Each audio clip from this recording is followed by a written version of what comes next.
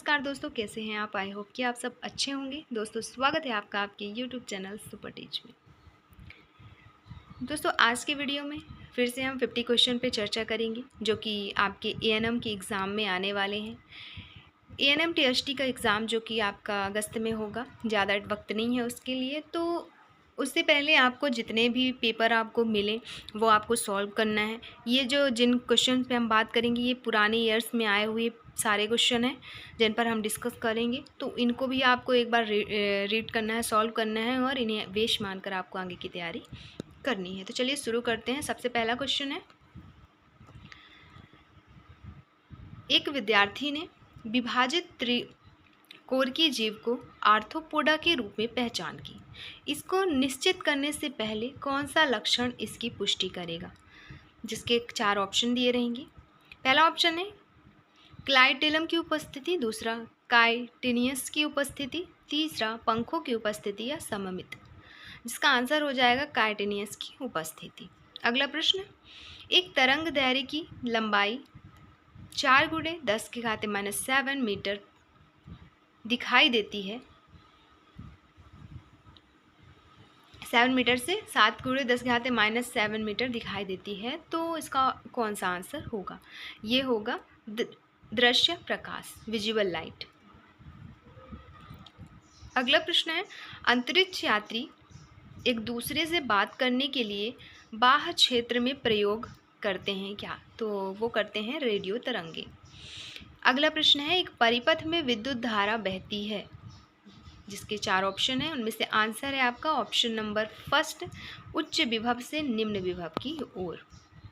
अगला प्रश्न है, कौन सा द्वितीय सेल है? ऑप्शन है डेनियल, लेक लांचे सेल, शुष्क सेल या सीसा संचायक। जिसका आंसर हो जाएगा सीसा संचायक। अगला प्रश्न है, कारपेट को छड़ी से पीटा जाता है तो मिट्टी के कण किस कारण बाहर आ जाते हैं? तो मिट्टी के जो कण होते हैं फ्रेंड्स वो स्थिर आघूर्ण के कारण बाहर आ जाते हैं। हमारा अगला प्रश्न है, निम्न में से कौन सा रोधी है? अम्लीय जल, समुद्री जल, शुद्ध वाष्पित जल या क्षारीय जल? आंसर हो जाएगा प्योर वाष्पित जल। अगला प्रश्न, पनडुब्बी किस सिद्धांत पर बनाई गई? जो पनडुब्बी है वो आर्किमिडीज के सिद्धांत पर बनाई गई। Option number 2। अगला प्रश्न, एक पास्कल किसके बराबर होता है? 4 ऑप्शन दिए गए हैं, इनमें से आंसर है आपका 1 न्यूटन अपॉन 1 मीटर स्क्वायर के बराबर। अगला प्रश्न, एक टीवी सेट 230 वाट बिजली की शक्ति का उपभोग करता है जो मुख्य सप्लाई से 230 वोल्ट से प्राप्त होती है। तो टीवी का सही फ्यूज बताना है आपको। तो टीवी का सही फ्यूज है 1A, ऑप्शन नंबर 3। अगला प्रश्न, एक बिजली का हीटर 2 किलोवाट का है और विद्युत ऊर्जा 4 रुपये प्रति किलोवाट है। तो हीटर को 3 घंटे प्रयोग करने के लिए क्या कीमत होगी? आंसर हो जाएगा ऑप्शन बी 24। अगला प्रश्न, एक लड़का सवार होकर 20 मीटर प्रति सेकंड की स्थिर चाल से आनंद में घूम रहा है। तो यह बताता है कि लड़का, आंसर हो जाएगा त्वरित गति से घूम रहा है। अगला प्रश्न, निम्नलिखित में से कौन सा कार्बोहाइड्रेट का स्रोत नहीं है? चावल, बाजरा, सोरगम या चना? तो चना जो है वो कार्बोहाइड्रेट का स्रोत नहीं है। अगला प्रश्न है, वातावरण का प्रदूषण किसके द्वारा होता है? तो वातावरण का प्रदूषण फ्रेंड्स एक तो तेज गति से शहरीकरण के कारण, दूसरा वनों की कटाई के कारण।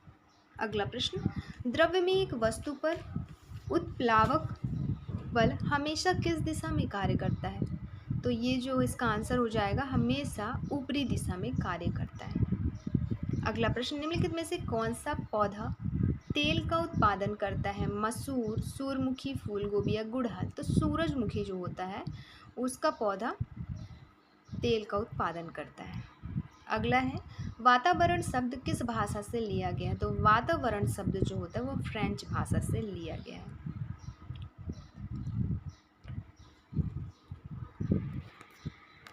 एक भार उठाने वाला 100 किलोग्राम भार को अपने कंधे पर 1 मिनट तक उठाता है।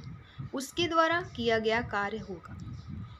उसके द्वारा किया गया कार्य शून्य होगा। निम्नलिखित में से देश की खाद्य समस्या को हल करने में आवश्यक है क्या?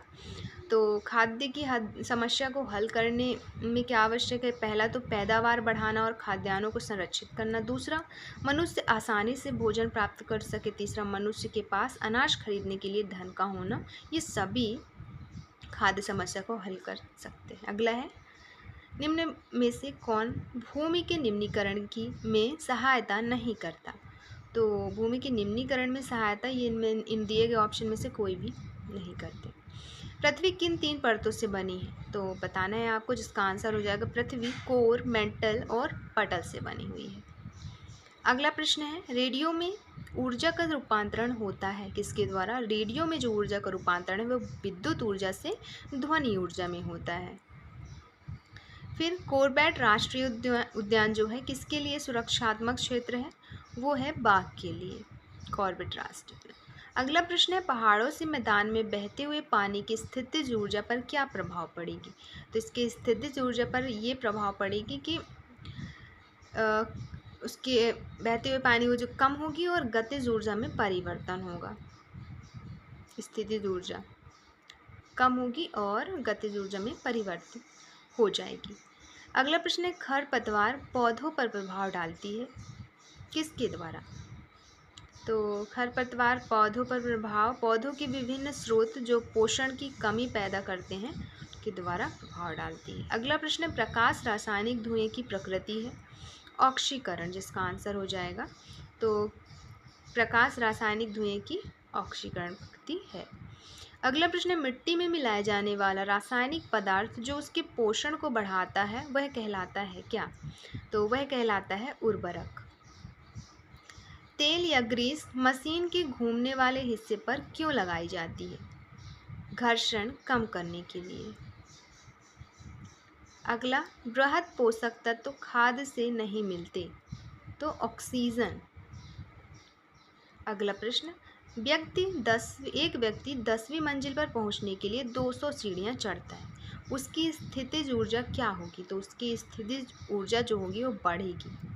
अगला प्रश्न है, शब्द पायरो किससे संबंधित है? तो ये आग से संबंधित है।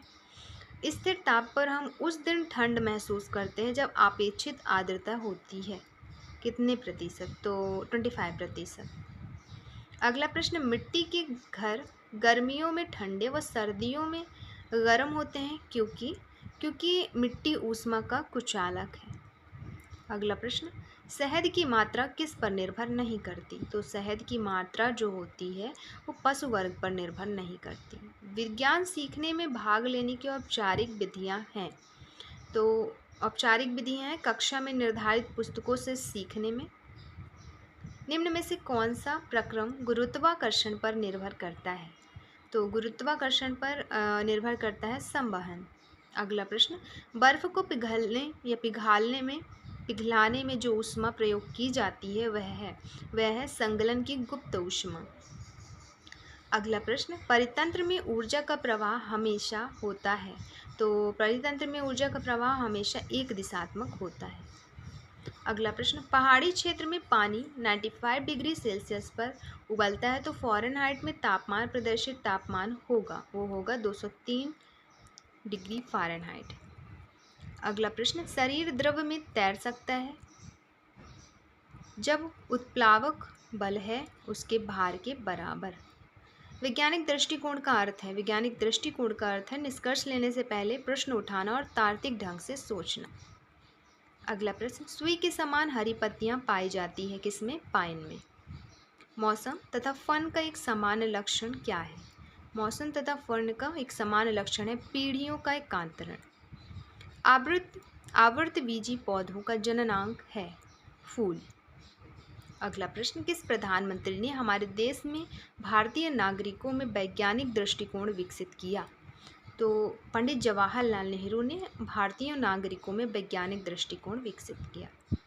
अगला प्रश्न, एक दूसरे के साथ तिरछी शाखाओं द्वारा जुड़ी हुई शाखित रेखित तंतु है, वो है हृदयप्रेशी तंतु।